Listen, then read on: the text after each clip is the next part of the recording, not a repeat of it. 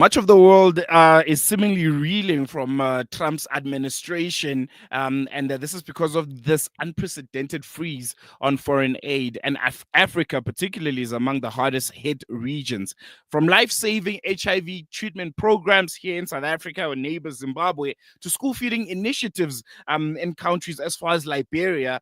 Vital support is being cut off literally overnight, leaving millions quite vulnerable. The US has long justified its aid programs as investments in global stability and security, but this almost abrupt halt raises urgent concerns. What does this mean for Africa's economic and social development? How will countries respond to this vacuum of funding? And could China possibly or other global powers step in to fill the gap? To unpack the implications of this decision, we're joined by Professor Patrick Bond. He's a distinguished scholar of political economy and sociology at the University of Johannesburg. Prof, thank you so much for joining us. Welcome to Salam Media. I really, really appreciate you joining us this morning.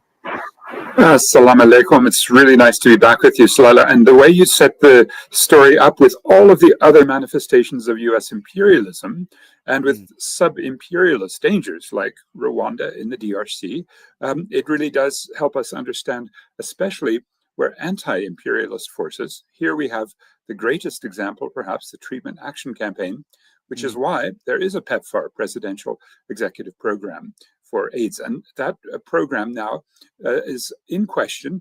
There was a waiver put on an immediate cut, which was threatened last Friday by the new Secretary of State, the Foreign Minister, Marco Rubio. He comes from a very heartless, hardcore Zionist, what they call neoconservative background as a senator from Florida with right-wing Cuban roots and a very strong constituency of hawks, of a very, let's say, unapologetic imperialists. And when he made a complete order, a cut that went into effect on Tuesday, it did lead to shutdowns. However, judges have been ruling not only on Trump's foreign aid cuts, but also on domestic United States cuts in very similar programming, including school lunches for children, something as essential for the vast low-income population in the US, is also being cut. And the judges are beginning to roll some of that back. And there is a waiver at present on the AIDS medicines cuts, PEPFAR cuts. But it is very important if this goes through, which, a 90-day review period, and it may well then continue. That would be 7.5 billion rand of money coming into South Africa's 44 billion rand budget for HIV and AIDS. And it's largely some of the supportive organizations. I think probably Wits University's various research and outreach and education programs are going to be hit hardest. And they did temporarily close. And so what we're looking at with about 5.6 million South Africans needing the antiretrovirals, the ARVs, it's going to be crucial to revive that spirit of, let's call it, an internationalism in support of people who are living with HIV who need these medicines. The PEPFAR, the Treatment Action Campaign 1, is part of a bigger international agenda. There's a global fund in the United Nations, the fund to fight AIDS and TB and malaria, and that needs to be beefed up. And now we also must really talk about anti-imperialist work in the world against the United States, maybe even tossing them out of the United Nations as they've walked out of the UN Climate Summit last week and the World Health Organization. It really is time, particularly with Marco Rubio visiting on February 2020 and 21 to Johannesburg, probably to Nasrec for the G20 meeting. South Africa stands on the front line of defending the world against a brute imperialist in Washington. One thing that stands out, in this whole situation is the fact that the U.S., Washington itself, has justified this freeze as a review process to determine which programs should continue receiving funding. Do you see this as a genuine reassessment of priorities, or is this a politically motivated move with deeper ideological or economic intentions? We know where we stand with the US right now. You have BRICS coming into mind. You have the ICJ case against Israel coming into mind. Are all of those factors probably into play and potentially be the reasons why we're seeing this stance?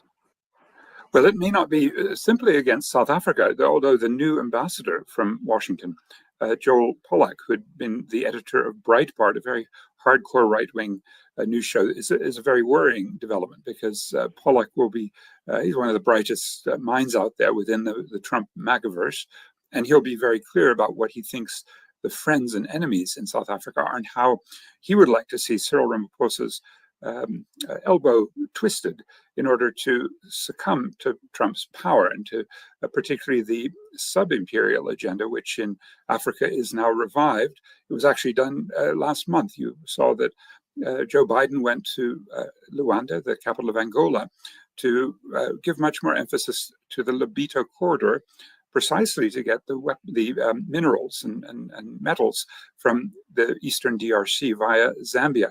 Zambia yesterday also just opened an Israeli embassy, a shocking development that reflects the pressure of that right wing and the ability of that government to sort of kowtow to Washington.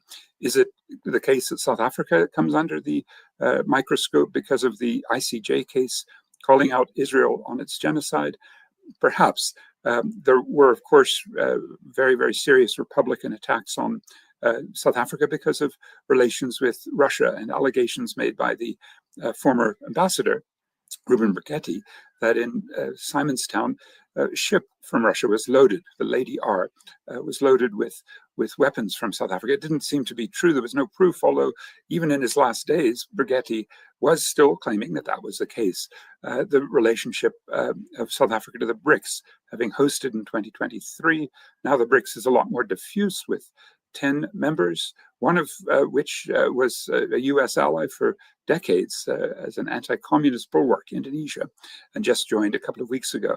Others, like the UAE and Egypt, are strong US allies. Saudi Arabia in and out. But, I would look at the way Cyril Ramaphosa, probably one of the sharpest politicians in the world, is reacting. I think it's an appalling reaction, because when you see a bully, the question is, do you confront the bully and gather your forces? Now, one man confronted the bully a few days ago. His name, Gustavo Petro, the president of Colombia. And he went up against Trump, who was trying to land flight after flight of the mass deportation victims from the US who were from Colombia. And when Gustavo Petro, the very brave president, said, no, this won't do. This is inhumane, and you can't just dump people back here in Colombia. Then Trump threatened massive tariff increases, and then Gustavo Petro quickly succumbed.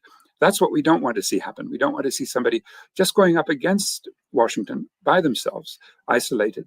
But we don't, likewise, I don't think anyone of your viewers, and anyone with any common sense who's ever dealt with a bully, wants to see the bully being flattered. And that's what Cyril Ramaphosa's strategy has been.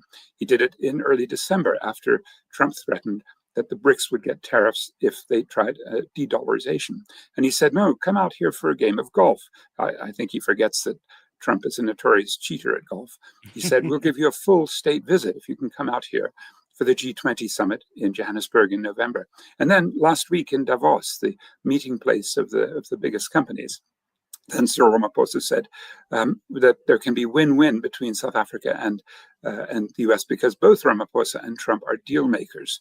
Now, this is the sort of, let's say, attitude that says we will legitimize this bullying, we will legitimize this proto-fascism, we will legitimize this imperialism by treating it with respect. And I think that's absolutely wrong. And really, what the BRICS should be doing is a full-fledged critique of the US, and maybe moving this long delayed de-dollarization agenda from rhetoric into reality.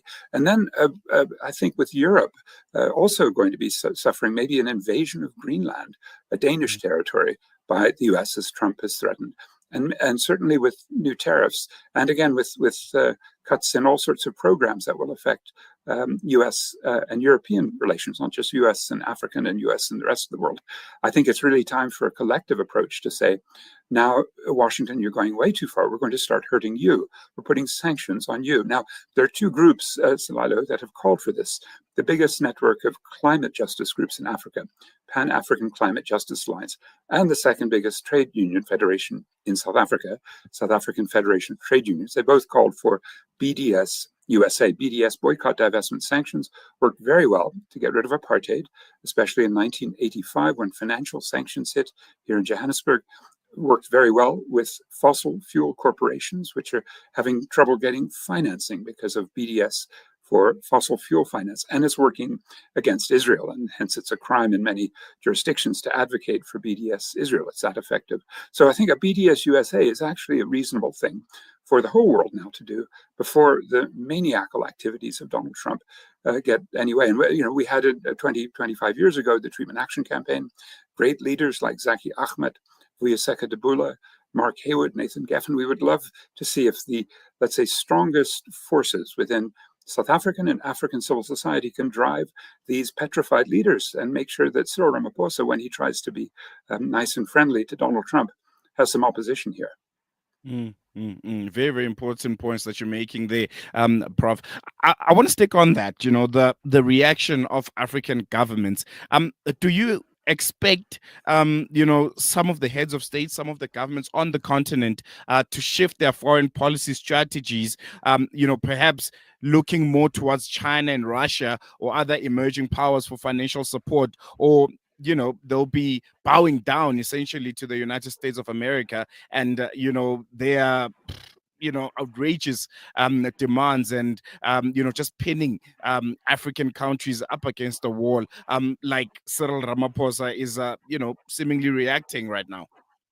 Well, Salado, you're making a very good point that's often made, that you don't have to simply be caught up in the unipolar, United States-centric Western capitalist system.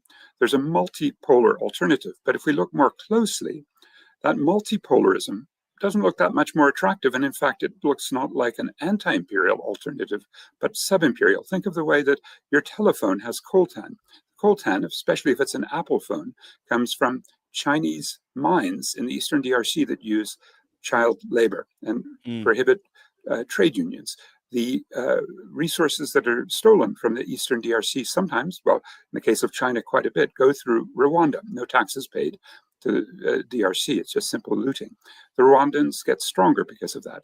The coltan then goes to the east coast of China, or to Chengdu in the middle of China, to Foxconn, huge big corporates where the workers are committing suicide. The conditions are so awful. When the consumer products emerge from those factories, Apple takes most of the profits. This is the imperial, sub-imperial global value chain, which means I don't think what you've suggested, that Russia or China are alternatives, especially Russia with its awful role in the Sudan, contributing to a genocide as much as anyone. Also, Russia having such a dubious role in, for example, trying to corrupt South Africa, as we thought, not just during the Gupta era, but even in Mossel Bay, with Rosneft Bank playing games with Mosgas. So I think we need not just a unipolar and a multipolar, we need a non-polar alternative where the South African government could look to the masses of civil society, that other great force around the world that can rise up occasionally. And we've seen civil society rise up. The US African Americans rose up against Trump in 2020 with Black Lives Matter, the biggest movement ever there. We look at our own movements for free tertiary education, which were successful. Fees must fall. We look at service delivery protests that try to discipline local government and get badly needed water, sanitation, and electricity to ordinary people, especially in the townships. And especially we would look at that history of international solidarity, the Treatment Action Campaign. But also we go further back to sanctions movements, which were called for even by workers that would be adversely affected in South Africa, calling for sanctions against Western companies in South Africa during apartheid to help bring down the system. And I think that'll be the future, that is international civil society engagement and, let's say, insurrections. And we're seeing little bits of it in different parts of the world, just next door in Mozambique against a very wicked government, Kenya again, the rising of civil society, and South Africa with one of the richest civil, and let me be frank, uncivil societies. And it's going to have to start being, I think, quite uncivil to Marco Rubio, the US foreign minister, when he arrives on February 20 here in Johannesburg. I want us to take a quick break, but then when we come back, I want to touch on, the fact that we all know that, foreign aid creates a lot of dependency, and that prevents true self-sufficiency, especially here in Africa. You can answer this after the break, and I know it might come out as a very idealistic question, but do you believe that this funding suspension could push African nations towards more sustainable development models, or is the immediate damage too great to recover from? And we'll touch a bit on that after the short break. Anything done these days. With all the distractions, when do they even get time to study? As a mother, all I can really do is make sure they have all they need to perform at their best. That's why I choose to include Sunfoil, triple refined pure sunflower oil with every meal I make. Naturally cholesterol-free and approved by the Heart and Stroke Foundation as part of a balanced eating plan. So whether I'm cooking, frying, or baking, I know every dish will be a wholesome one. Sunfoil, now we're cooking. Discover the Africa of your dreams and surround yourself with her spectacular beauty. Relax beneath her serene sunsets and explore wildlife at its natural best. It's where the pride of Africa comes together. The Kwantu Private Game Reserve. Get to know the Big Five or cruise on an elephant safari game drive. Interact with lion and tiger cubs and enjoy world-class halal cuisine while we pamper you during your 5-star stay. Indulge in the true African experience. For reservations, call now on 042-203-1400 or visit kwantu.co.za. The Kwantu Private Game Reserve, the place of gathering. They say breakfast is the most important meal of the day, yet many children go to school hungry because of poverty. Penny Appeal South Africa's Breakfast Club aims to get a warm, hearty meal to underprivileged children so they can spend their day prospering in their schoolwork. Help feed a needy learner for only 5 Rand a day, or 150 Rand a month. Or visit our website www.pennyappeal.org.za or call 031 1100 573 to find out how you can donate. Penny Appeal South Africa. Small change, big difference. Valley's Motor Spares. We supply motor spares and accessories for all makes and models of motor cars, LDVs, bakkies, trucks, and earth-moving equipment. We deliver on time, every time. Please contact us via WhatsApp on 014-592-0925 or call 014-592-0925 or visit 28 Zenderling Street, Rustenburg. Remember the name, Valley's Motor Spares. Embark on your spiritual journey to Umrah with Mr. Fly Travels. Are you ready to fulfill a lifelong dream and experience the spiritual journey of Umrah? At Mr. Fly Travels, we are dedicated to providing seamless, spiritually enriching trips to the holy cities of Mecca and Medina. Let us handle every detail so you can focus on your connection with Allah. Our Umrah packages include visa processing, luxurious accommodation, private transfers, guided ziarah tours, and culinary delights. Take the first step on your journey to spiritual rejuvenation. Reserve your Umrah package today. Limited spots available. Our flexibility with dates to accommodate our clients makes us unique. Call Zuberi on 074 044 4300. Abu Huraira narrated that he heard the Prophet Muhammad, may the peace and blessings of Allah be upon him, say, "In black seed there is a healing for every disease except death." This Ramadan, experience the health benefits of this ancient blessed seed by using the Tib Black Seed range. Black seed assists the body to boost immunity, regulate blood sugar levels, reduce inflammation, and act as a potent antioxidant.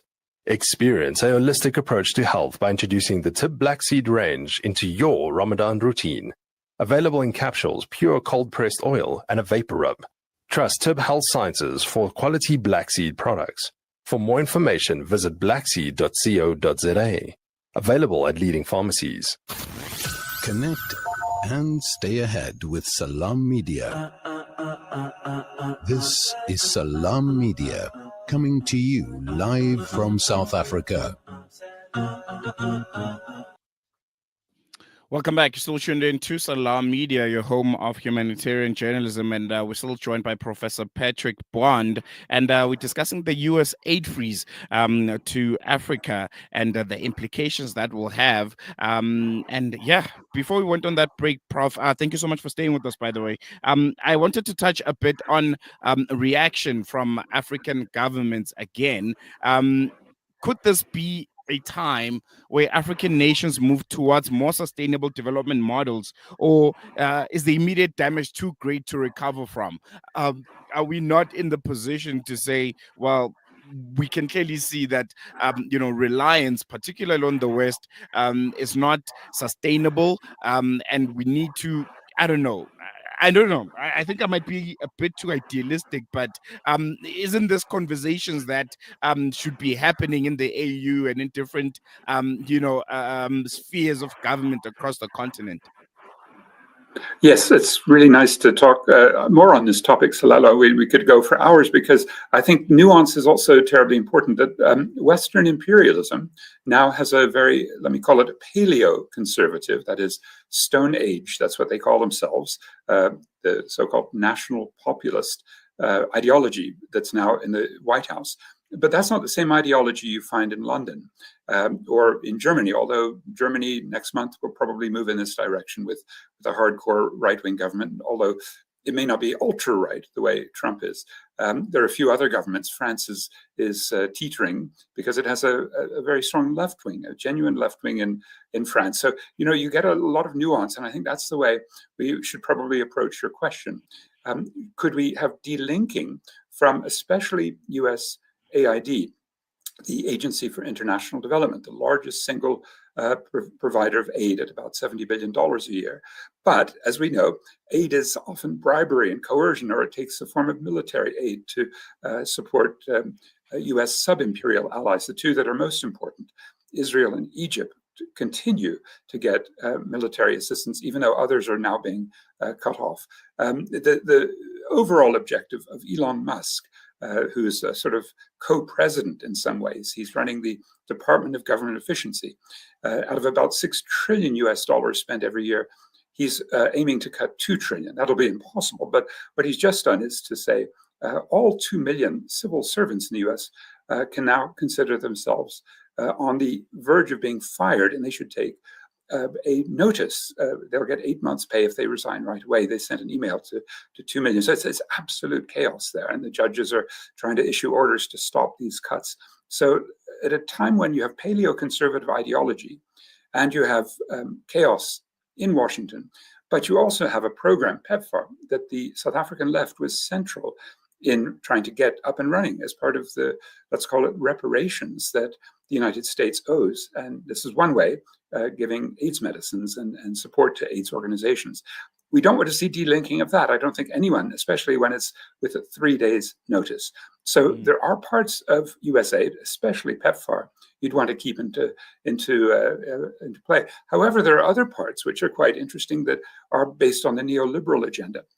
There are government advisory teams that USAID sends out to promote trade liberalization and fiscal austerity and orthodox monetary policy and the exchange control liberalization. All of these ideological parts of USAID, I would hope, also get cut. You never quite know what Donald Trump and his people will end up doing, but that's a very important part of many African governments, the U.S. advisory team. So if those are cut, all the better. So I think it has to be treated with nuance, and most African governments are going to start probably having to listen to their people who are, as we saw in Kenya, Nigeria, today in Mozambique, uprising partly because of this neoliberal agenda.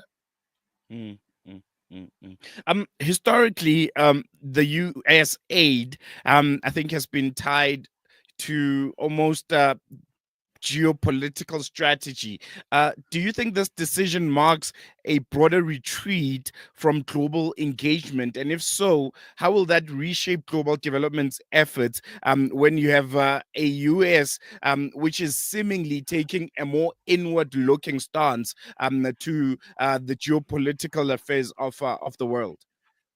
Well, yeah, the African Union has just been made a member of the G20 in Delhi in 2023. So we will see much more of the African Union here in Johannesburg in the various meetings, including February 20 and 21, which is the foreign ministers, where Marco Rubio will come. We'll also see AU officials. However, I think they've just been chaotic and frankly incompetent, and also split. And you could see the way Israel had built up a big base of support, and the divisions of African countries on how to deal with the illegal Russian invasion of Ukraine. Very, very clear signs that EU is not fit for purpose. So what we would then look at maybe would be the kinds of ideologies around the world that are cohering behind Trump and the need to have a countervailing balance. I don't think it comes from BRICS, as I said, but we do need to say, well, paleo-conservative, that is, the isolationist, xenophobic, racist, misogynist wing of the US ruling class, represented by Trump and by Stephen Miller, his main advisor, who's advising on how to get rid of 11 million citizens, well, not citizens, immigrants in a mass deportation. Those are some of the major, let's say, xenophobic tendencies, and that includes these really vicious cuts to the budget. The second ideology is the classic neoconservatism, which is the US is democracy, we will impose it with the barrel of a gun.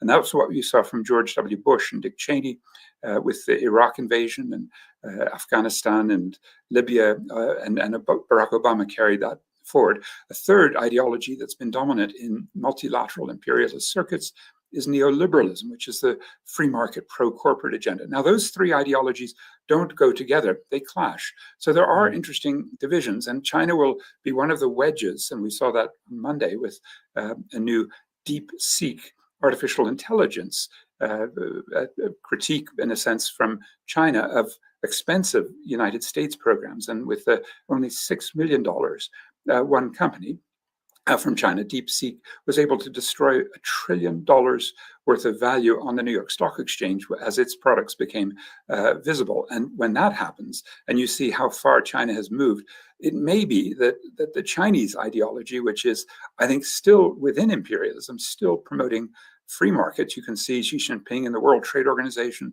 That becomes the sort of handover of the neoliberal agenda to China. And I suspect, unfortunately, we're going to start seeing much more opposition to that from the victims. We've already seen uprisings in different African countries against Chinese mining houses and extractive industries and oil companies. And so, for example, the Uganda to Tanzania East African crude oil pipeline protests, very, very prolific protests in not just Uganda and Tanzania, but even in Johannesburg, is also against Chinese national overseas oil corporation, CNOOC, along with Total. So we're in a sense looking at a period ahead where I think the societies in Africa have to very clearly identify their enemies. Yes, it's going to be Washington, no question. This is a racist, militarist regime in power, and it's pro-Israeli to the extreme that we're going to see probably the clearing out, the ethnic cleansing of Gaza and the West Bank. And our solidarity has to be very, very, very strong in this difficult period.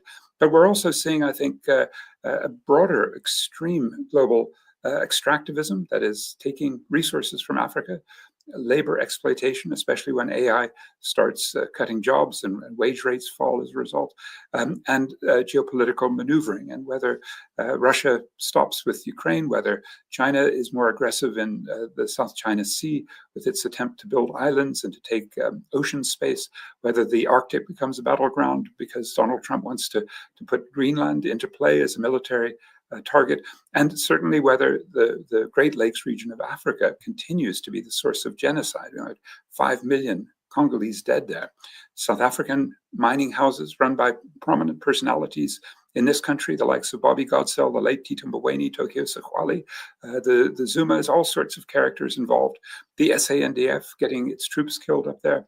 We're in a very messy situation. It's really quite overdue for progressive civil society to have a coherent argument against all of these various forms of oppression and geopolitical tension. And the G20 meetings in South Africa are a good point at which we're going to be asking some of those very tough questions. What should we do with a world that is in a poly crisis and really a perma crisis, especially with the climate catastrophe, and with no signs that Cyril Ramaphosa is going to tackle this forcefully. Instead, he just wants to go play golf with a notorious cheater on the links, Donald Trump. So we can do better.